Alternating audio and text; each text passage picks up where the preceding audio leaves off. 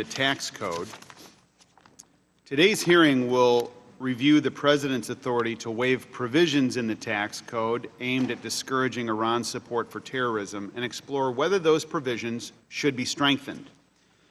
Earlier this year, James Clapper, the Director of National Intelligence, stated, quote, "Iran remains the foremost state sponsor of terrorism and is increasing its ability to influence regional crises and conduct terrorism. This has been the consistent view of the intelligence community for more than 3 decades," end quote. Let's start by looking at how all this began. Ironically, today, 36 years ago, it's the anniversary in 1979, Iran's now ruling theocratic regime seized the U.S. Embassy and our diplomatic personnel in Tehran.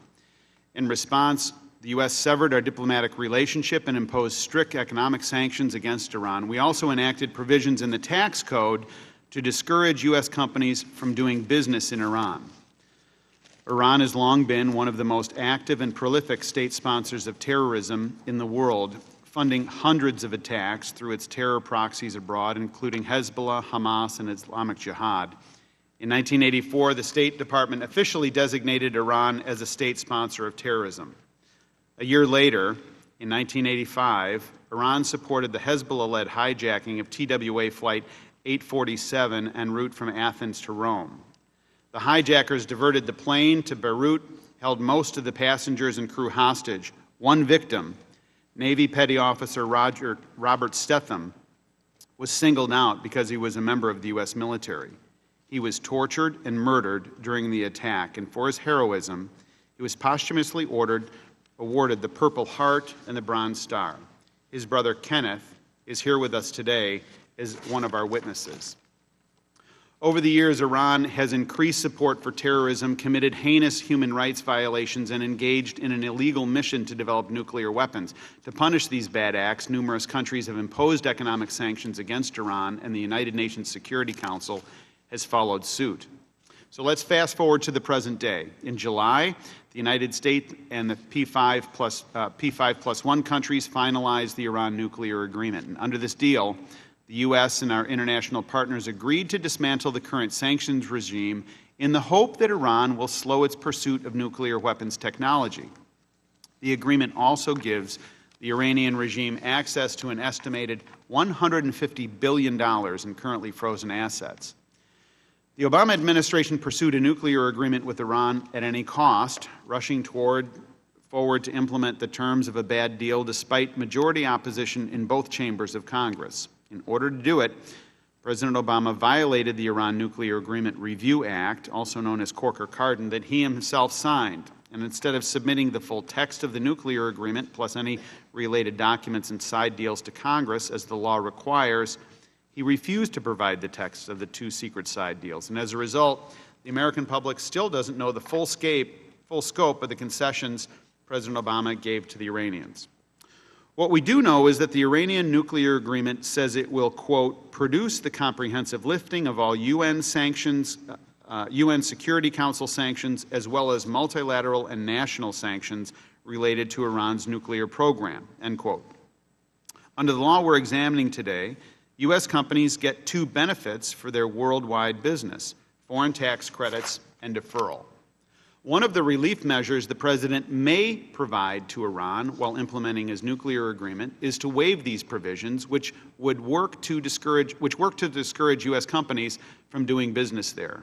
Under current law, because of Iran's extensive support for terrorism and because the U.S. government has severed diplomatic relationships with Iran, no foreign tax credit may be claimed by a U.S. company doing business in Iran. I'd like to show a graph. When U.S. companies do business with foreign countries, say Japan, for example, they're typically eligible for a foreign tax credit which offsets taxes paid to foreign governments. These foreign tax credits make sure U.S. companies don't pay the same taxes twice, once to their home country and once to a country where they may be doing business internationally. But business with Iran is not eligible for this benefit, obviously. U.S. companies do essentially have to pay tax twice for any business conducted in Iran. First, any taxes required by Iran, and then also the usual amount of taxes required by the U.S. Under current law, for every $100 in profits earned in Japan, a U.S. company would be left with over $65 after taxes. This is shown on the left. But for a U.S. company doing business in Iran, they would have far less. From $100 in profits, only $42 after taxes, and this is shown on the right. So in addition to the foreign tax credit, the tax code requires U.S. companies to pay taxes immediately on any income derived from Iran by foreign subsidiaries. This is much harsher than the rules that would apply for international commerce in Japan, for example, where taxes are only owed in the U.S. once those profits are repatriated.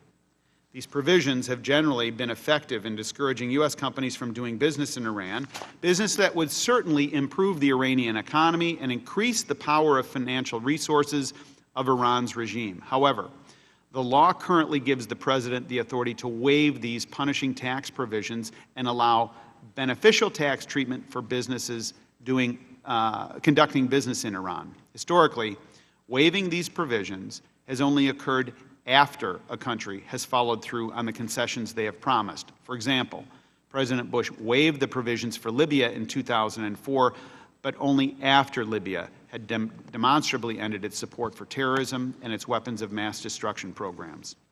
In contrast, President Obama has already entered into an agreement with Iran that would waive most of the current sanctions, potentially including these tax provisions.